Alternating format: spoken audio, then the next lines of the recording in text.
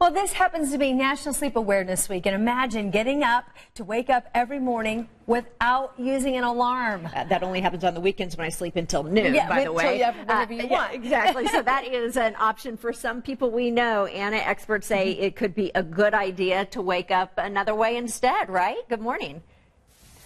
Yeah, good morning. There's a lot of ways, obviously, people wake up in the morning. Maybe you've got one of these. Maybe you set one of these old-fashioned, it seems like, alarm clocks. Maybe you set some kind of an alarm on your phone. All of those different ways that you can wake up. But sometimes that can be a little jarring. It can kind of shock your system into waking up, and you get like, oh, yeah, like that kind of a sound.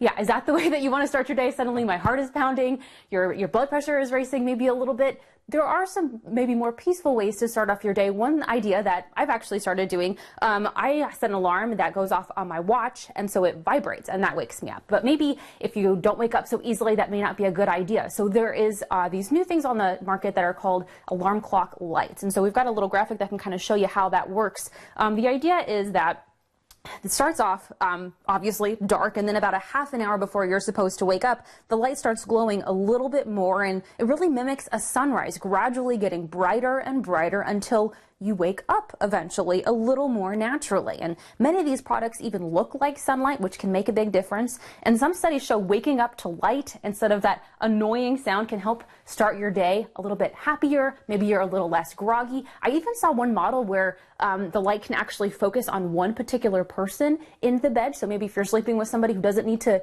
be getting awake at the same time as you do, it can help you wake up and let them sleep maybe a little bit longer. So definitely a lot of ideas for helping you start your day off on the right foot. But obviously when it is still dark in your room, it is so easy to go back to bed, to hit that snooze alarm. We'll talk a little bit more about why that may not be quite the best idea coming up in the next half hour of Sunrise.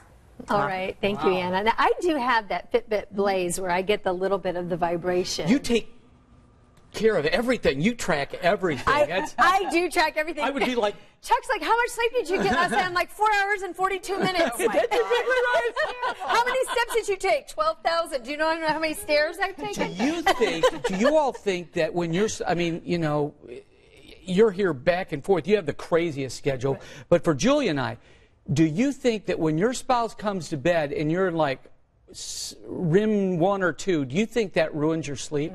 I do. I agree. And we experienced that obviously because of this shift.